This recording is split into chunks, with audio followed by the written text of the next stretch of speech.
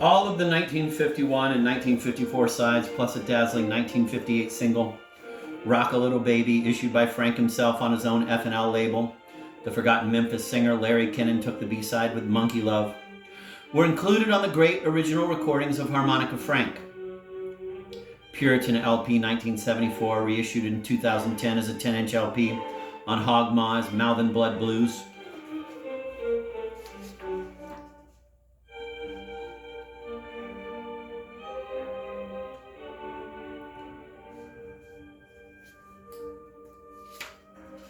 I already read that.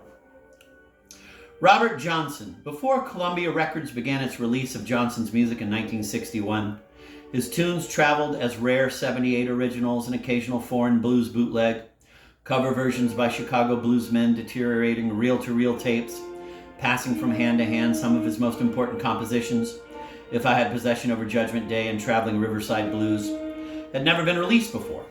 While Johnson's music has appeared in different formats since then, with the release 50 years later of the definitively remastered, in engineering terms, all but reimagined, the Centennial Collection, Columbia 2011, all 29 of Johnson's master recordings, 13 alternates, and a tiny snatch of Johnson speaking, it was as if his songs had never quite been heard at all. The music was full, its shading so subtly vivid, that whatever one's familiarity, it felt completely new. The sound called up a room. You were in it with the singer, breathing the same close air, and the singer was looking you in the face. When he asked you if you could hear the wind blow, he put you on the spot. The 16 original tracks of King of the Delta Blues Singers, reissued in 1998 by Columbia Legacy, retaining Frank Driggs' liner notes, Burt Goldblatt's dramatic cover painting. In 1961, Bob Dylan writes in Chronicles Volume 1, New York, Simon & Schuster, 2004.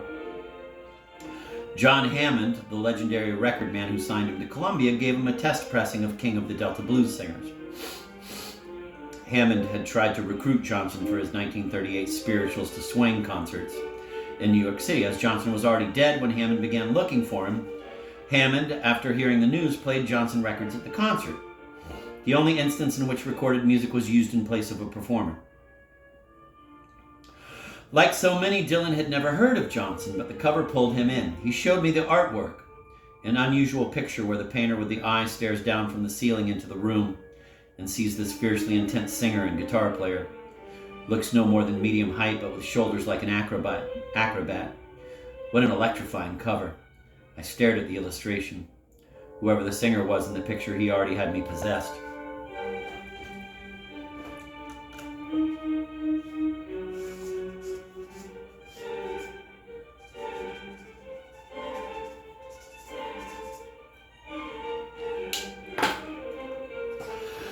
Adding an otherwise unavailable outtake of Traveling Riverside Blues and imprinting the CD with a facsimile of the obscure Romeo label, one of several on which Johnson's 78s were issued in the 30s, offer nearly all of Johnson's greatest songs, Crossroad Blues and Come On In My Kitchen, with producer Frank Driggs in both cases omitting versions released in the 30s in favor of alternate takes, where Johnson completely recast the pieces. Terraplane Blues, named for the bank robber's favorite, quote, in the air, it's aeroplaning. On the sea, it's aquaplaning. But on the land, it's terraplaning. End of quote. And Johnson's only release, even approximating a blues hit.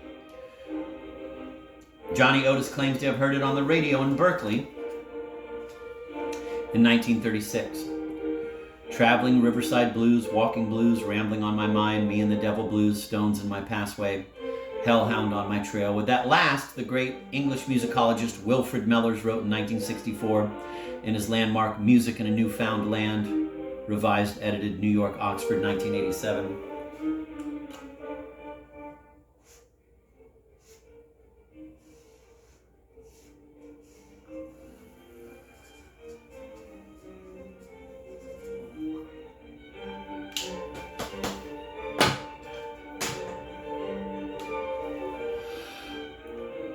We have reached the ultimate and scarifying disintegration of the country blues. The howls and falsetto yells are now not only savage and grotesque, they are also broken, lost, sinnerless. The almost lunatic emotional excitement is reinforced by the harsh dissonances of the guitar, its piercing vibrato scraped with knife blade or bottleneck on reiterated single notes, Voice and instrument no longer comfort one another in dialogue, but stimulate one another to further frenzy. On the words, "gotta keep moving," the blues form is literally disrupted, the harmony displaced, the modulations weirdly awry. Sometimes Johnson has no need of the conventional harmonic sequences, but makes do with a quavering drone. As in the most primitive folk style, sometimes he relinquishes song altogether and mutters to himself. The expression of lonesomeness, the singer speaking with and through his guitar, could be carried no further, end of quote. Such an affirmation of Johnson as a modernist, an artist responding to the dislocations of the 20th century no less than Picasso or Sadie, and with the same Cubist impulses, was anything but common and is still denied in a nearly Stalinist manner by blues writers seemingly afraid of the art.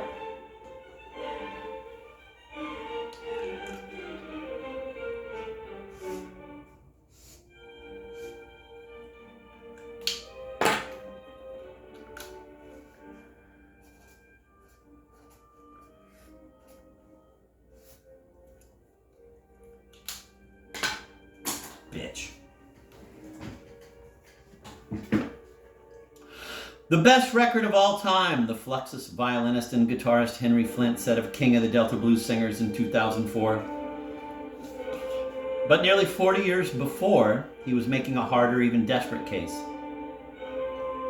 The only significant modern, non-European serious culture so far is Afro-American serious music, Flint wrote in 1965 or 66 in, quote, European U.S. cultural imperialism, end of quote, at a time when he was leading demonstrations calling for a boycott of concerts by Karlheinz Stockhausen because of his dismissal of American black music, not to mention the Everly Brothers.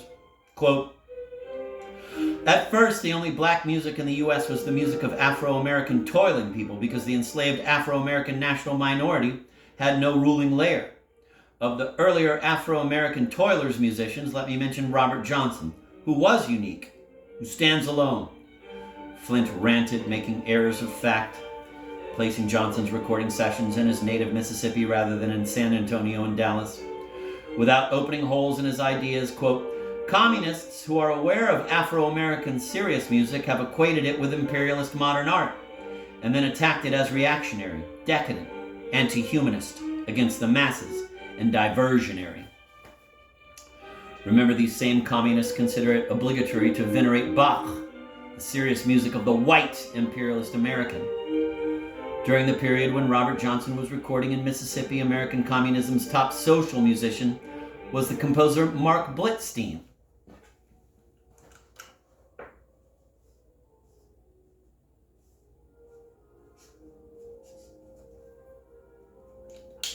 Just how revolutionary this communist music was can be judged from the fact that in 1964, Blitzstein was honored with a memorial concert in Philharmonic Hall, produced by Leonard Bernstein, remember, the champion of intellectually high-level jazz, and favorably reviewed by imperialist critics. U.S. imperialists absolutely cannot give Robert Johnson comparable honors. What is this communist stance? Are the communists saying, "Get that filthy nigger music out of here"? Are they saying that it might nigger up the pure revolution? How dare they imply such vile contempt for a Robert Johnson? End of quote. Flint's manifesto, courtesy Brandon Joseph. See also Henry Flint and the Insurrections. Quote, "I don't wanna," end of quote. Blazing 1966 neo-primitive rock and roll, issued in 2004 by Locust.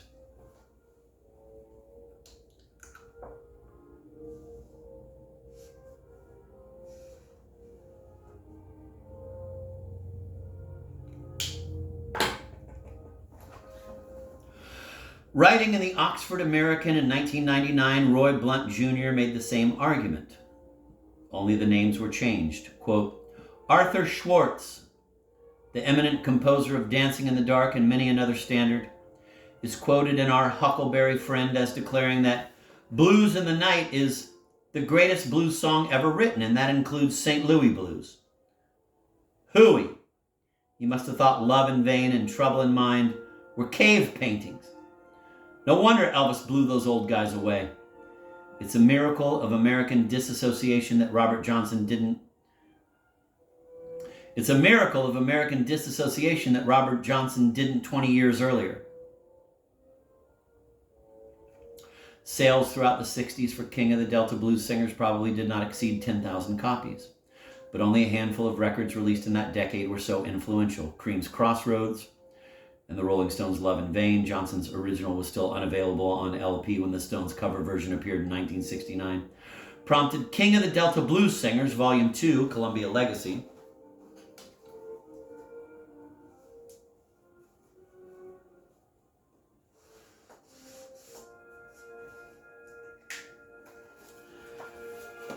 It collected the remainder of Johnson's recorded compositions and included Love in Vain, Stop Breaking Down Blues, Phonograph Blues, I Believe I'll Dust My Broom, Sweet Home Chicago, a longtime Southside standard, and others, plus some alternate takes, and was graced by evocative paintings of Johnson's first recording session by Tom Wilson of Daily Planet, part Edward Hopper, part Thomas Hart Benton. The anthology Mississippi Blues, Complete Recorded Works, 1935 to 1951, Wolf, Austria, contains searing 1941 electric performances by Robert Jr. Lockwood, 1915 to 2006, Johnson's stepson, of two tunes attributed to Johnson, Little Boy Blue and Take a Little Walk with Me. No less fiery is Johnson's road buddy John Shines' version of Johnson's unrecorded Tell Me Mama on his 1972 traditional Delta Blues biograph. The anthology The Roots of Robert Johnson, Yazoo, and the more extensive Back to the Crossroads, The Roots of Robert Johnson, Yazoo, issued to complement Elijah Wald's Escaping the Delta, Robert Johnson, and the Invention of the Blues, see below. Assemble blues that may have directly influenced Johnson's composition of specific songs, connecting, say, Skip James's Devil Got My Woman with Hellhound on My Trail. The presentation is interesting, but the dogmatic, reductive claims of the liner notes dissolve as soon as you click your CD player and replace, quote, the roots, end of quote, with the result. A better version of a similar idea is the anthology Robert Johnson Classics, Jazz Rack Japan. Here, surrounded by blues, jazz, and country songs from either before his time or after it as musical influences and effects, as context and conversation, Johnson may lay down on someone else's bed. Leroy Carr's When the Sun Goes Down, but he always wakes up as his own man, in his own dream. What remains unheard, save for They're Red Hot, covered in 1991 by the Red Hot Chili Peppers on Blood Sugar Sex Magik Warner Bros., is the non-blues side of Johnson's repertoire. As a street singer, Johnson, no less than Harmonica Frank, had to be ready to sing anything, and he did. Jimmy Rogers' blue yodels, Bing Crosby hits. There's Bing Crosby in the I Was Lonesome, I Felt So Lonesome, in Love in Vain. Show tunes, Johnny Shines, Any Kind, Polka, Irish, Jewish, well, like Stardust, Danny Boy, Willow Weep for Me, You Play and Put That Hat Down. Maybe even commercial jingles. Imagine, I got stones in my pathway and my road seems dark at night, but you know that X-Lax makes everything all right.